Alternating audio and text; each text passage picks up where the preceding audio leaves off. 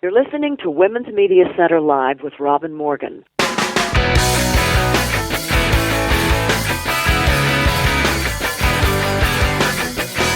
Welcome to Women's Media Center Live. I'm Robin Morgan. Today we're talking with a pioneer, the first lesbian chaplain in the New York City Fire Department, and in fact the first woman chaplain. Well, actually, it's very difficult to be a lesbian unless you're a woman first, so there. Anyway, she is a double delight. Also with us is Valerie Hudson to discuss Woman Stats, her project, which has all the information on women everywhere you always wanted and never could find and now can. And last, we welcome Safe Harbor to the director of the controversial, brilliant, and banned in India film, India's Daughter. Quite a show. But first, we need to look inside those headlines.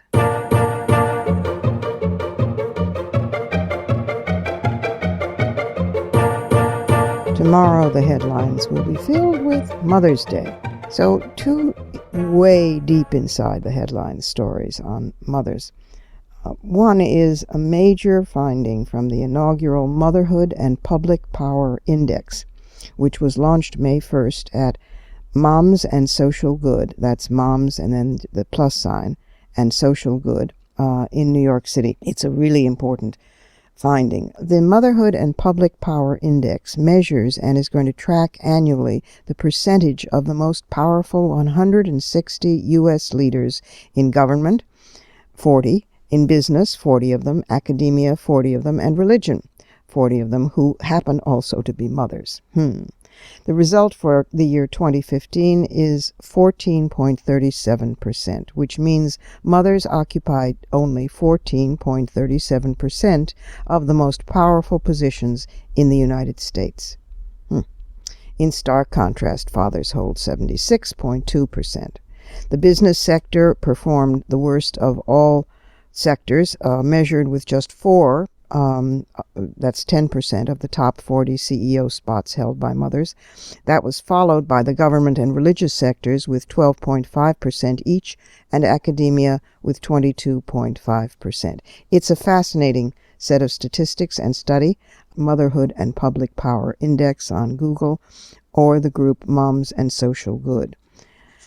And then the origins of Mother's Day. I don't know if you know this. I mentioned it on a previous program a year or so ago, but Mother's Day was actually founded for and by mourning women in order to remember their fallen brothers, fathers, sons, fallen soldiers, and in order to work for peace. And when the holiday went commercial, in fact, its greatest champion, Anna Jarvis, gave everything in her life to fight it, and she died penniless and broken in a sanatorium.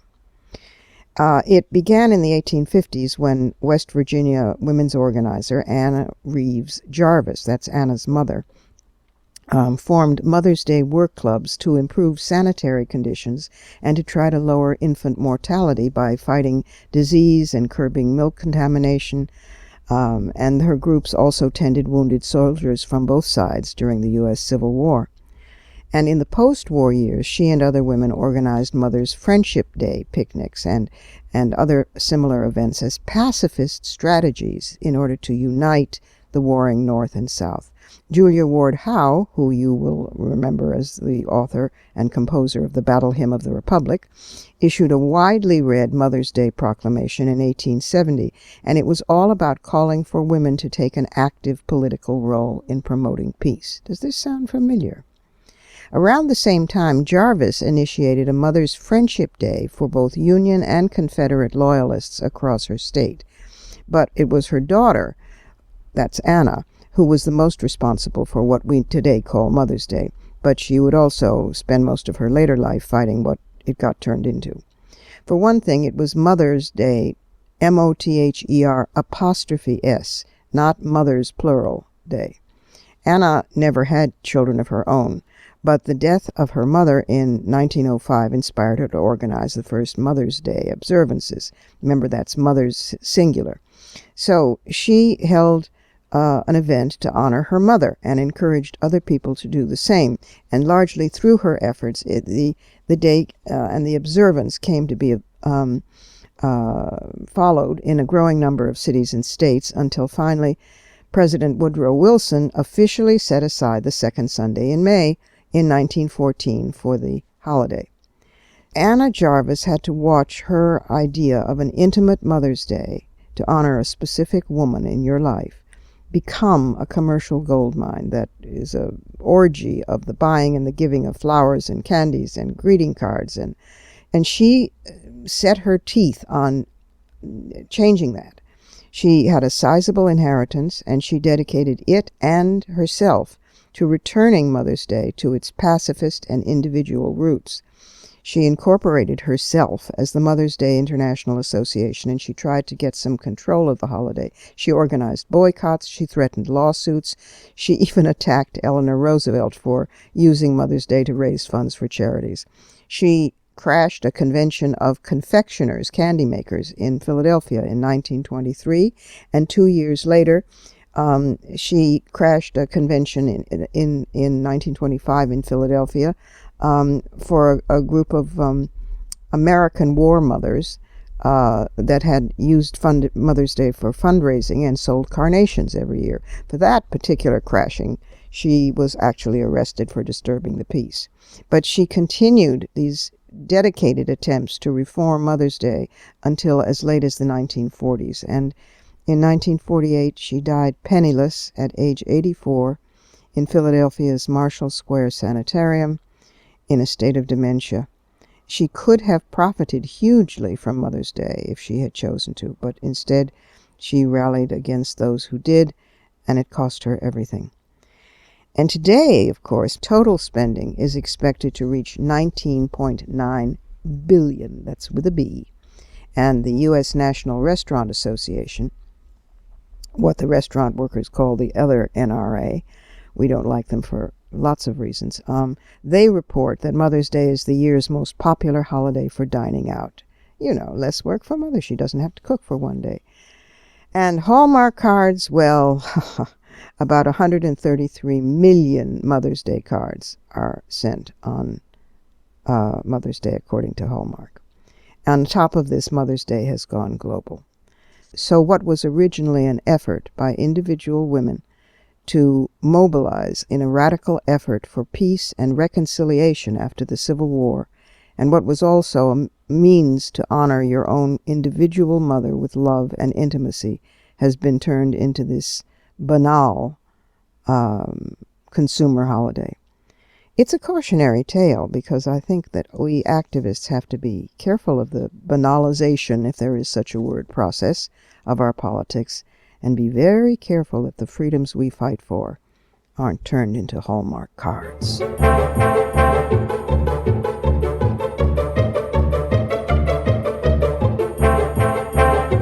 And now it's time for our first guest.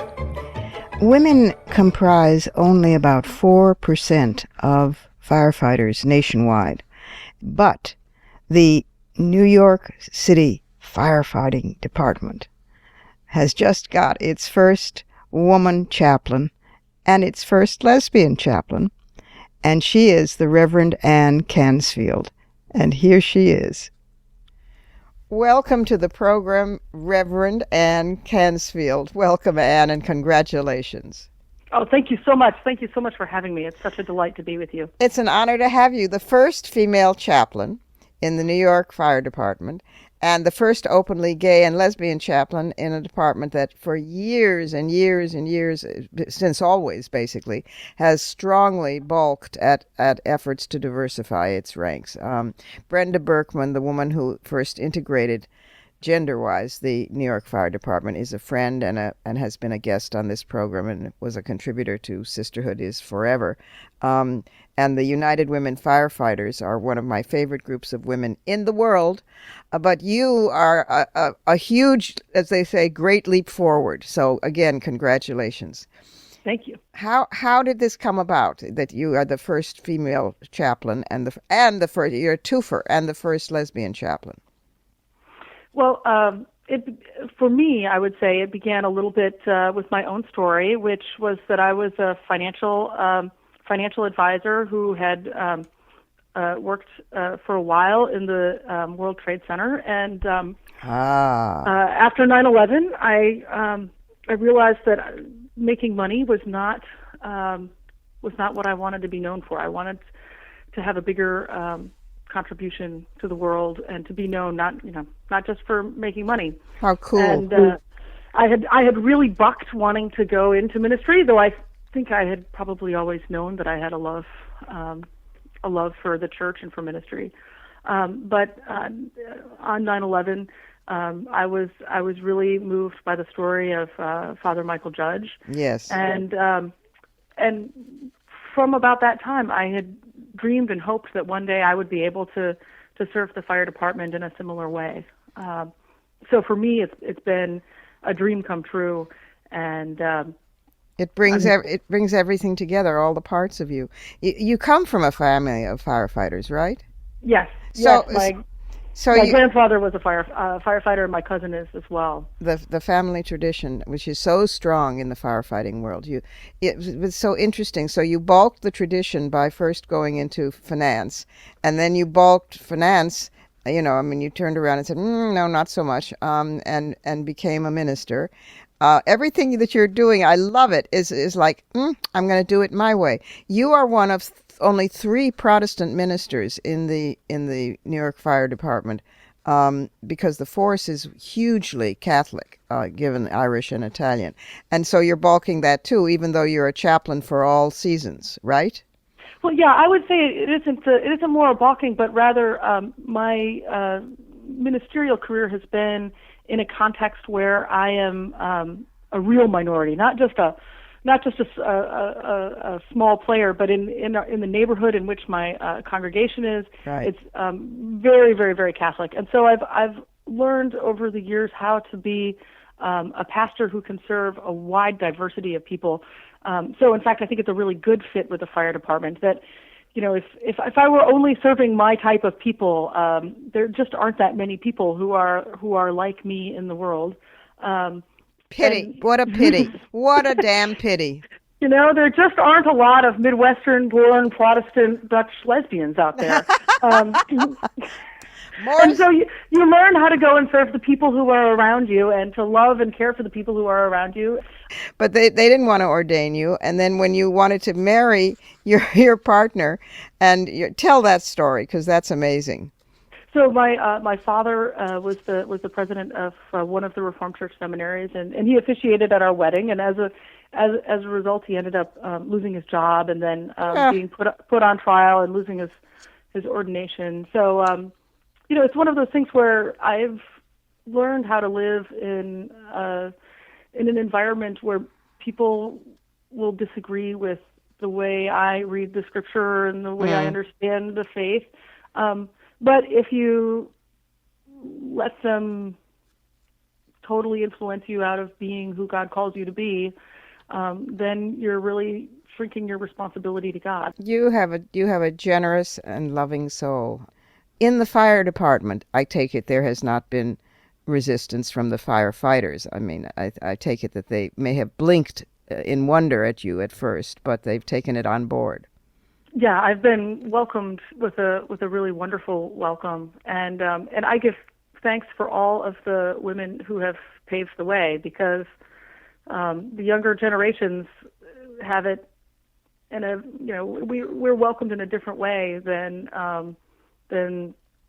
our mothers in the world who were. So yeah. I give thanks for Brenda and for the other women and for what they did, because I guarantee you they wouldn't have had a female chaplain back then, and it's because of the work that they do that it's opened up the paths for the rest of us. And it's been amazing to see how the department has welcomed me, not just the women of the department, but the whole department.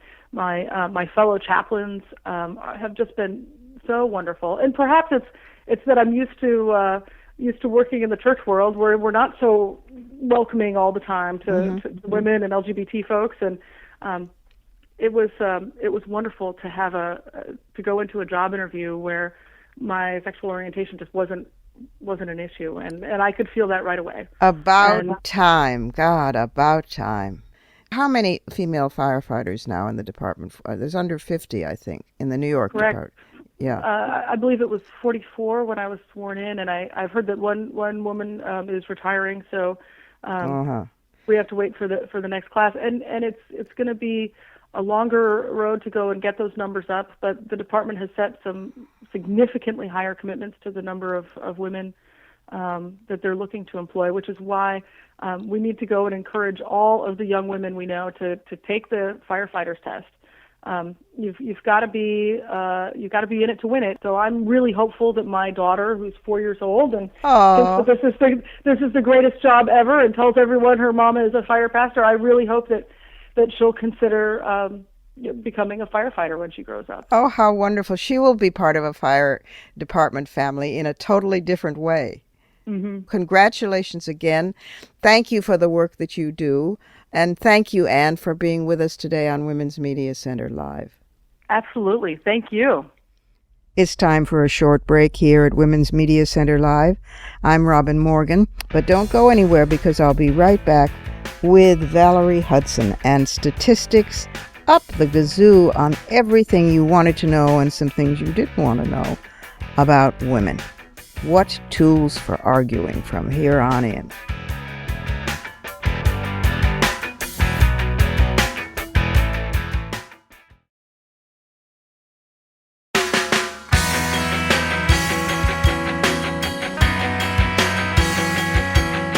You're listening to Women's Media Center Live with Robin Morgan.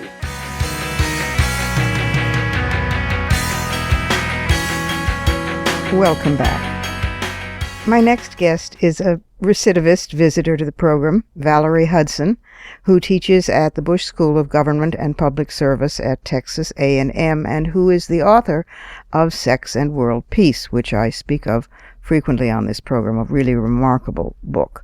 And she's coming out with a new book, The Hillary Doctrine, but today she's here to discuss a project she heads together with scholars all over the world: Brown University, Yale University, University of Kent at Canterbury, Ankara Social Sciences University.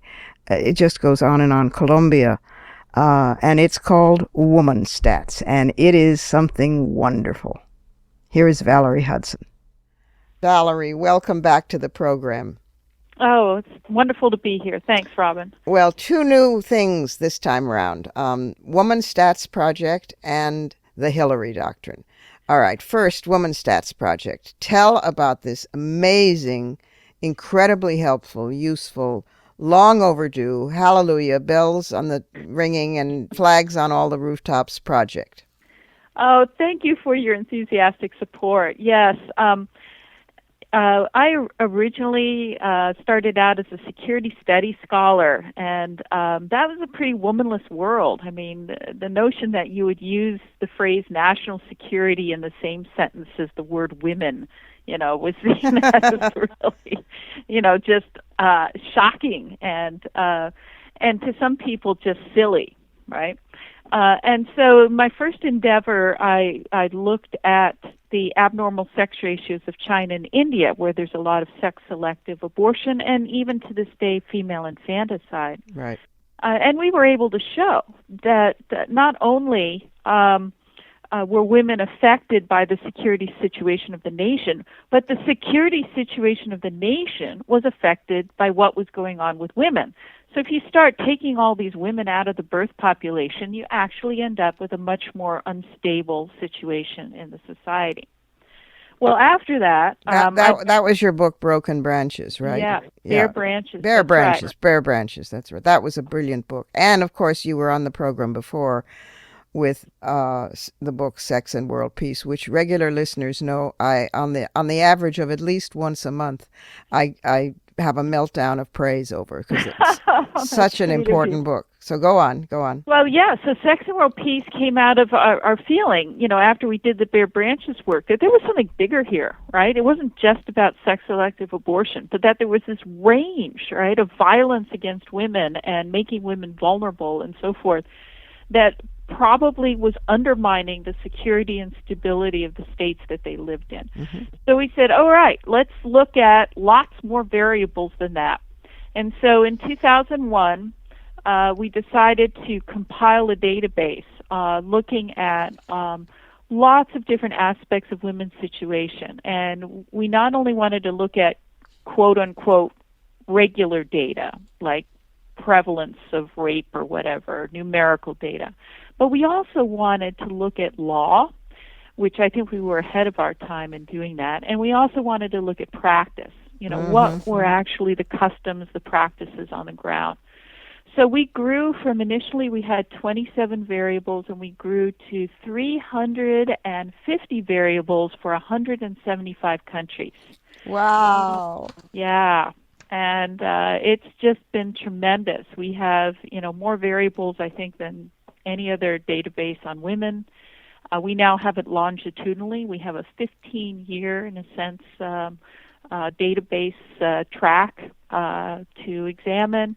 We've created scales and maps so that you can either use our raw data or you can actually use our scales that would facilitate statistical analysis and so forth. So, yep. I'm looking right now at one of the maps, which instantly, is educative. It's on property rights, and it's just instantly becomes clear where we're in most trouble. But what I find fascinating is that you've also factored in all these other areas that are not normally considered, research areas, like practice, like cultural practices. You're the first time that's been done, to my knowledge, since Sisterhood is Global, the book. If they're not listed as one of your sources to cover, then so much of what has an effect on how women live our lives or don't is lost. I agree with that. And I'm a big fan of the NGO Equality Now, and yes. They have done absolutely terrific work in beginning to catalog some of these horrible laws that are on the books.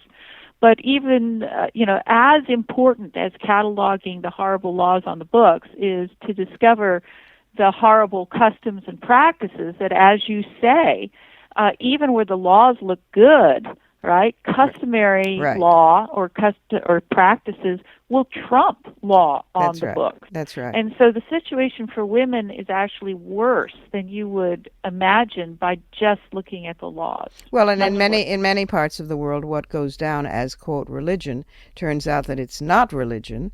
It's a cultural practice that precedes religion. We have to be sure and give the all ways of contacting Woman Stats, the website and every other possible way. You're on Twitter. You're on. Yep. Go ahead and do that. Yeah, we're very active on Twitter. We have a social media team that puts out tweets every single day about new data that's going into our database. We also have a live RSS feed right there on our homepage, so you can see, actually, as the coders add data to the database, it appears right there on our homepage. We also have individual RSS feeds, so if you're interested, say, in Thailand, you can sign up to have a feed that will tell you every time we input something into the database on Thailand or on trafficking on Thailand and trafficking. Yeah, I mean, this is so cool. This is so damn cool because, honest to God, Valerie, this is a real service. For years they've been telling us, well, we would, but we just don't have the data. And now it's like, in your face, guys, we got the data. So it is... What is the website? We'll say it. Womanstats.org. WOMANSTATS.org. Now, let us morph for a second and talk about your new book, which is interestingly timed, since guess who recently announced running for the presidency? The book is called The Hillary Doctrine. Tell us about that. Yes, I am so excited about this book. It's coming out in June from Columbia University Press, and you can pre-order it off of any of your favorite book sites. And the reason I'm so excited is that I hope it's going to engender a conversation about how you pay attention to women through foreign policy. And clearly, Hillary Clinton, when she was Secretary of State for 4 years in the Obama administration, attempted to do just that. And my co-author and I, Patricia Lytle's my co-author, we were determined not to let this 4 years kind of, be lost or forgotten, because this was a great way of sort of seeing whether it was possible to do something meaningful for women through the mechanism of American foreign policy, or whether there's just too much blowback, too much backlash, and whether you end up doing unintended harm as versus the good that you intend to do. It is a wonderful book, and I couldn't recommend it more highly, and I hope my listeners pre-order it now. It's really, really cool, and it's also great evidence for arguing, now that the campaign is off and running, with people who say, yes, but I especially love the ones who say, yes, but when she was Secretary of State, she only did, quote, small bore issues. It's called The Hillary Doctrine. It's on pre-order now at Amazon and other places. And the website for Woman Stats is womanstats.org. Thank you, Valerie, for the new book, and especially also right now for Woman Stats, and for everything that you're doing, and for coming back on the program. Thank you for that. Oh, delighted. Anytime. And now it's time for the Surrealism Corner.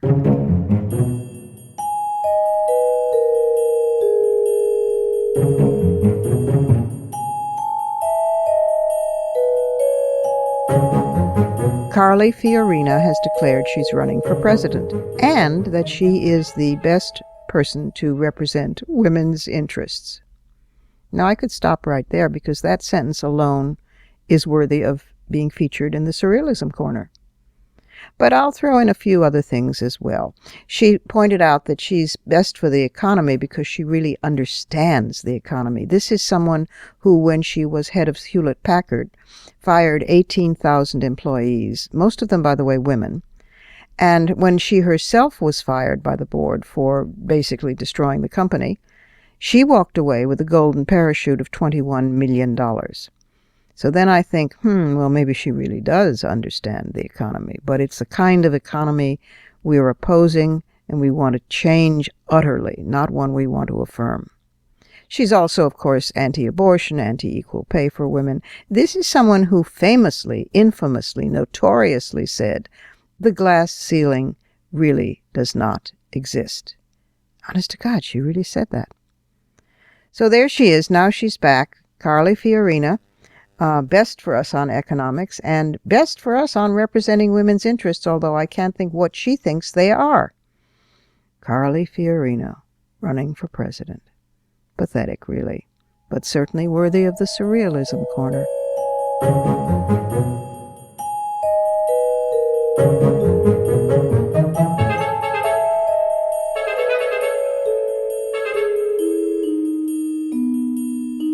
Time for another quick pause here at Women's Media Center Live. I'm Robin Morgan, and if you haven't heard about the controversy over the film India's Daughter, you are about to, so don't go anywhere. Stay tuned.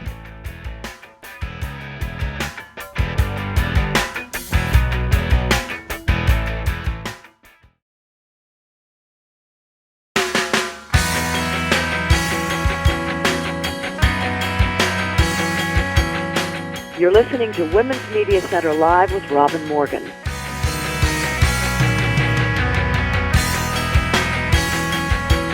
And we're back again. You will well remember the tragic rape and subsequent death of the young Indian woman in 2012. Jyoti was her name. She and a friend, a male friend, were coming home from seeing The Life of Pi in a movie theater, and they boarded a bus, and she was gang raped. He was beaten up. She was so badly beaten and so eviscerated, almost literally, that she died of her wounds. Hundreds and hundreds of thousands of Indian women, students, and then labor, and then average citizens took to the streets in outrage at this rape murder. and at the way that women are treated and eve-teased and generally regarded in India. These were Indian demonstrations. They caught fire, you will recall, all across the world, and violence against women became front and center in a hideous way yet again. A film by British filmmaker Leslee Udwin called India's Daughter has now become a huge controversy. It is an amazing film, and you may have heard of the controversy, because it contains truths about the young woman's life and truths about her rapists who are now in prison and even have admitted the rape. Because of those truths, India decided to ban the film, Kill the Messenger. And she has received both great praise from Indian women and great disapproval from the Indian government. The film is being shown around the world, but as of this moment still is banned in India. So when Leslee Udwin could speak with us, we were delighted to have her on the program, in for her a safe space from having been quite demonized. It is a remarkable film, and here is the remarkable Leslee Udwin on the phone from London. Leslee, welcome to the program. Thank you so much, Robin, and I'm a huge admirer of your work, so thank you for that. Oh, good grief! Thank you very much. I'm very pleased and honored. Well, I don't know quite where to start. If had there still been pyres to burn somebody on, you would have found yourself aflame. You have been demonized as mostly as the outsider. That it's been said that you were a Brit, you were a former actor, you were born in Israel, you paid the imprisoned rapist to make these incendiary comments. All sorts of things have been said on the one side, mostly by people with a reputation to apparently feel that they had to preserve in the Indian government. And on the other side, the whole world, including a great many Indian feminists, have said thank you for this extraordinary film. How are you holding up, my dear? Well, it's tough, I must say. It's immensely infuriating and frustrating when one reads, and actually in my case, more has one's attention drawn to, because I don't have the time to read, because, I'm on this absolutely burning campaign. And I'm at it 21 hours a day, literally. I'm sleeping 3 hours a night. And, I'm sustained by my passion for the issue, my hunger to see change, and my optimism that change has already begun. So I kind of veer between deep frustration and despair, particularly when, my attention is drawn to the lies that are spouted about me. Of those things you've just mentioned, Robin, only two are true. I was born in Israel, and I am a former actress, yes. But I don't know if that has anything to do with it. And this whole notion that an outsider has no right to comment on the violations of human rights that are meted out against women in a particular country is an absolute nonsense and a distraction. I am a woman, I am a global citizen, and I have every right, nay, duty, to speak out against these abuses of human rights. There is a war against women being waged in the world, Indeed. And as a woman, it's my duty to demand change. Well, of course, I'm sure you knew this, but although many Indian feminists are, as I said, deeply applauding the film, there are some, of course, who are then saying, but we wish that she weren't an outsider. I mean, it's like kill the messenger, not don't listen to the message. And you're a rape survivor yourself, aren't you? I am. Yeah. Yes, I am. Yeah, that doesn't get noticed very much. What about the accusation? Let me play a very unconvincing devil's advocate here for a moment. That the imprisoned rapist who made such incendiary comments about women deserving it, and if she'd only not fought, she might be alive, and women's job is to do housework, etc. That you or the BBC paid him. absolute lies. I did not Interesting. pay. Firstly, the BBC, this is another misnomer. It's not a BBC documentary. Aha. It is an Assassin Films independent production, which the BBC has bought the UK-only license for. Boy, that gets lost in the coverage, doesn't it? Absolutely. So much gets lost in coverage. Yeah. Not a single person was paid by me for their interviews. And in fact, let me tell you that one of the most important interviews for me to get, I did not get, and had to leave this crucial prosecution witness, the friend who was with Jyoti on the night. I had to leave him out of the documentary because he wanted to be paid, and I refused to pay. Ah, my God.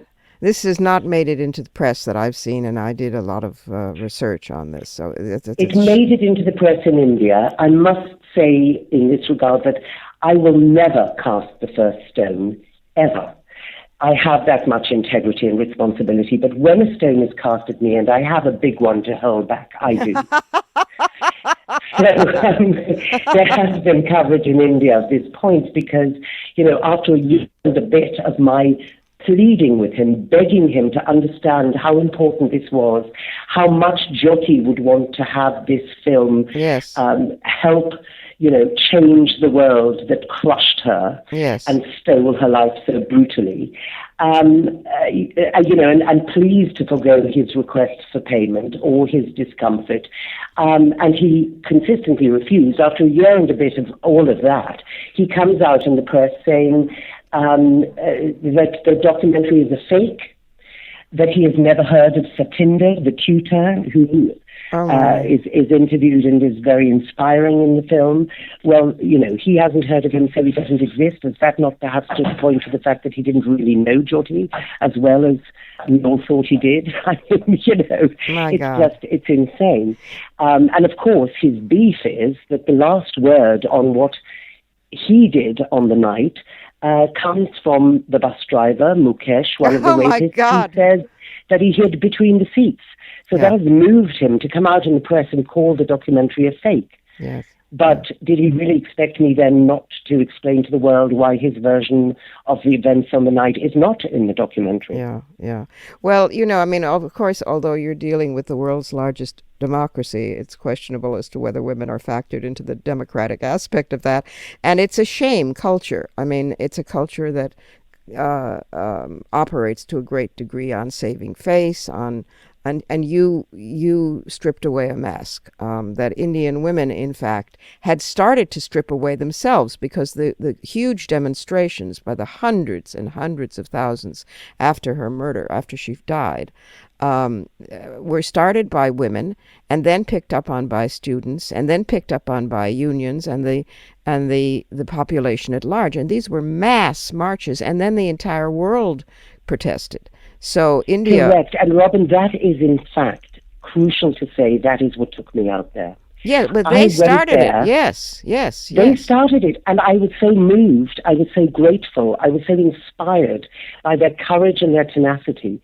Not only did they go out in these, as you say, unprecedented numbers of hundreds of thousands across all cities in India in the most adverse conditions, freezing winter, but they went on doing it for over a month. I know. And, when we have seen inspiring and extraordinary protests, like most recently the Charlie Hebdo atrocity protest in Paris, and our hearts soared because we were witness to the finest, highest values being upheld by masses of people, they were only there for a day. Yeah. So in my lifetime, I have never seen a country rise up with such passion, such commitment to change, civil society demanding an end to this appalling, breach of human rights against women. And I was so positive. I went to praise India, not to bury it. Yes. Literally, that's what took me there. Yes. I thought the least I can do, as someone who cares passionately about the issue sitting on the other side of the world, is lend my energies, my skills, such as they are, my talents, such as they are, in support. to amplify their voices. In Correct. support, precisely, yes. Correct. So I was sure the Indian government would embrace this film. Well, but you see, it was a case 1 in 12 gazillion where feminism, which does not respect borders about the torture and devastation of women, comes crashing against nationalism, patriotism, jingoism, and all the other patriarchal gloves on the patriarchal fist. And I must say that a number and Indian feminists with whom I work all the time in the global women's movement were very active, obviously, in those marches, and were elated that it caught the fire of the spirit of so many people in India and around the world, and will privately say even now the only problem with Leslee was that Udwin was that she was an outsider. Yes, and how sad, how reductive. Remember Virginia Woolf, as a woman I have no country, as a woman my country is the whole world. So you're in an honorable tradition. Very honorable. Absolutely. And that is absolutely what I feel. It's heartfelt, it's sincere, it's my integrity, and I will insist on my rights to act on it. Leslee, tell me briefly, because we're running close to our being out of time, tell me briefly, what is the status of the film today? The film is banned in India. Still? It is still banned. There is going to be another hearing in the High Court on the 27th of May, when I hope the Indian High Court, and in fact I think it's the Chief Justice who's hearing the case, whom I am absolutely sure is not a puppet of government, will be an upstanding, wise and judicious judge and will lift the ban. The ban doesn't have a single legal leg to stand on. Right. So I'm optimistic about that. I don't know whether it'll happen on that date. It may have another adjournment. It's had one so far because the government hadn't got its act together to provide its side of the story as far as why it thought the ban should be in place. Yes. But as far as the rest of the world is concerned, the documentary is being seen all the time. Hardly an evening goes by when I'm not, on a panel at a screening of this film.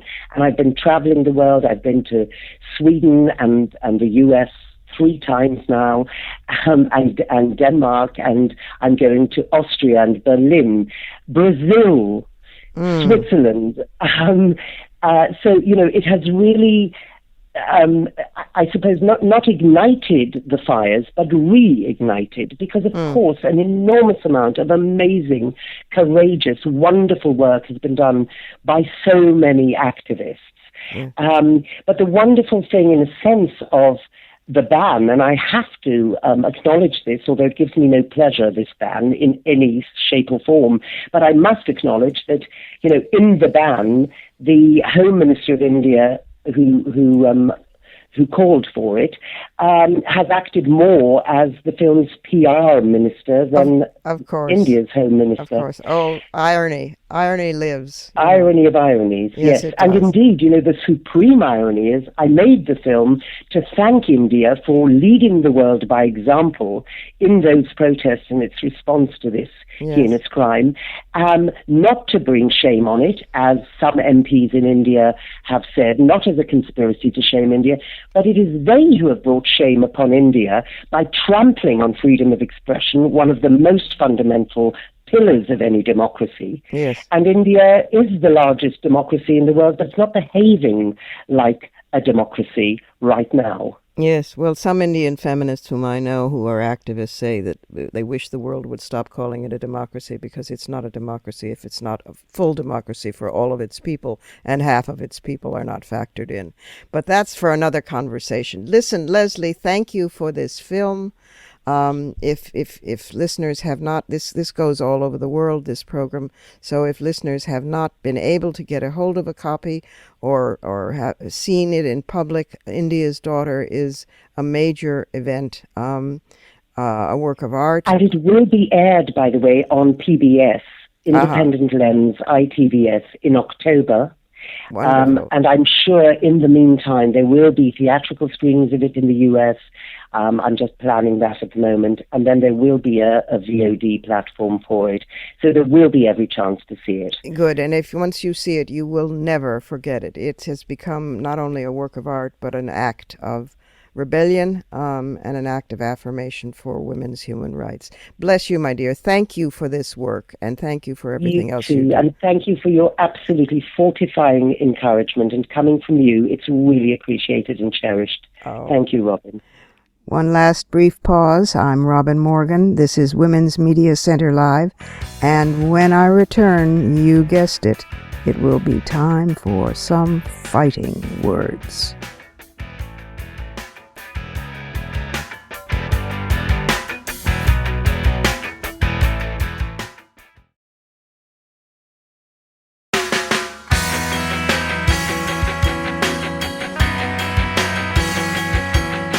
You're listening to Women's Media Center Live with Robin Morgan.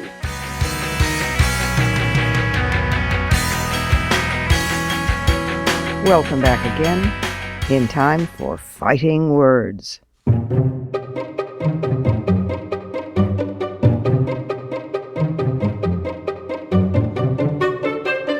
A really interesting piece called Darkness Invisible, written by Thomas Insel, Pamela Collins, and Stephen Hyman, that ran in the January-February issue of Foreign Affairs, goes into the statistics about mental illness in this country and to a bit in the world.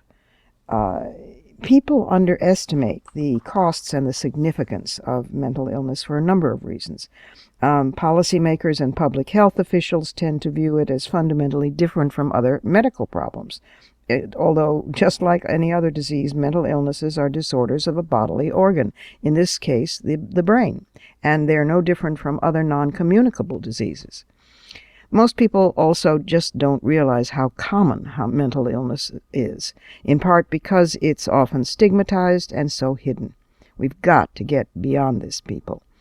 The United States Department of Health and Human Services estimates that in 2012, 43.7 million Americans over the age of 18 suffered from some kind of mental disorder. That's 18% of the country's adult population. Nearly 10 million of those people, or 4.1% of all adult Americans, struggled with serious mental illnesses such as psychotic disorders.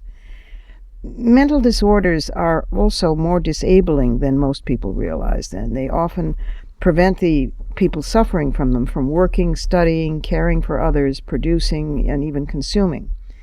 And in a 2012 report on the global economic burden of disease, the World Health Organization noted that mental illnesses and behavioral disorders account for 26% of the time lost to disability, more than any other kind of disease.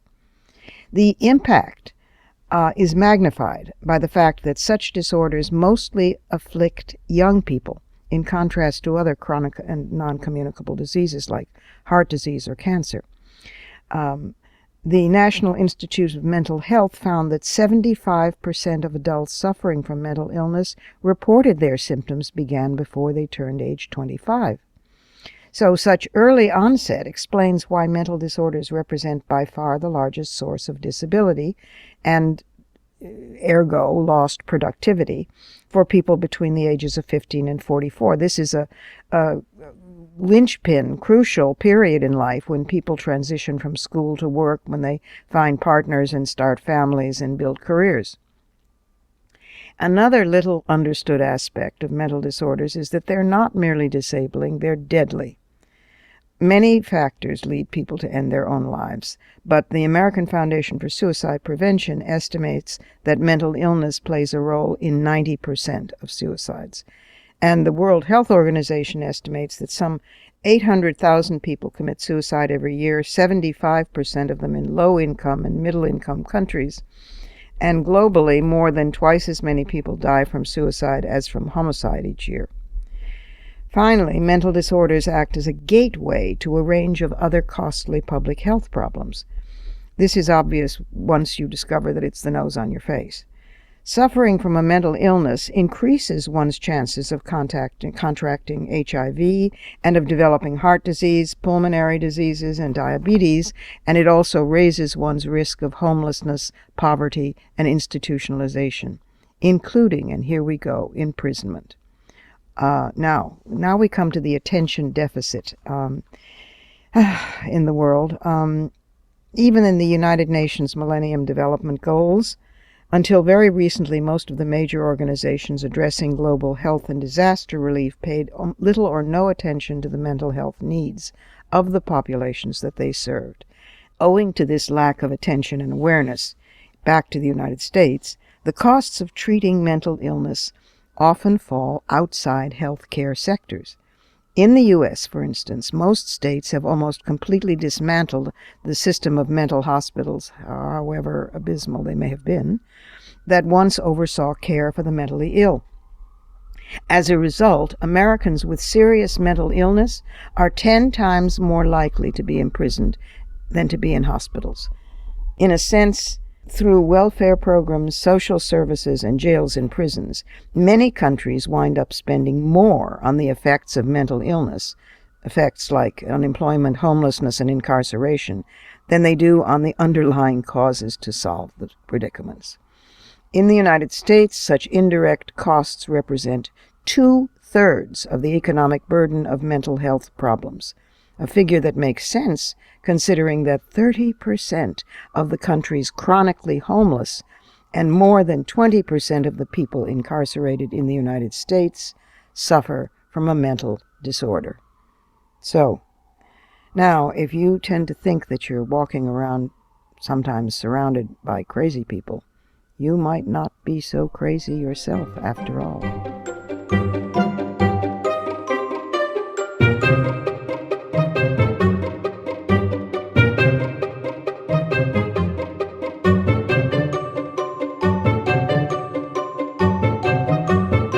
And that's it for today. We're taking a week off, but we'll be back on May 23rd with a show you will not want to miss. This program is syndicated, but if you can't find the broadcast on a radio station in your area, you can always visit us at WMCLive.com. There you can find the show, plus the archive of all our previous episodes, and of course we're at iTunes worldwide, where you can stream, download, and subscribe to the show's podcast. Also, be sure to find WMC Live on Facebook and on Twitter. Portions of this program were taped earlier. Opinions expressed here do not necessarily represent the WMC. Here's the family for Women's Media Center Live. WMC President and Executive Producer of this program, Julie Burton, Senior Producer, Crystal Williams-Chancellor, and our founding sponsor, Regina K. Scully. I'm Robin Morgan, your producer and host. Thank you for being with us. The last straw this week is that, as you may have heard, the opt-out movement on Common Core testing turned out very impressive figures. Near 60% boycotted in upstate New York. Some New York City schools boycotted near 40%. All over the country, hundreds of students in New Mexico. And I had this ironic moment of thinking, well, I suppose that's good. If it's not a good thing for students and for teachers, and it only enriches major testing corporations like Pearson, well, then it has to be re-examined. But I also couldn't help thinking of the kids in Baltimore, the young teenage men who said to the camera, I just want to get an education so I can get a decent job. And the ironies made me dizzy. Well, after a dizzy week or so, be sure to join us back here at Women's Media Center Live.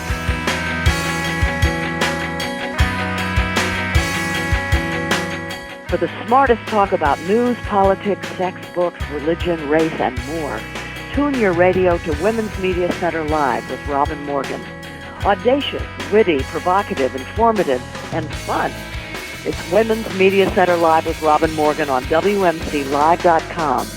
Talk radio with a brain.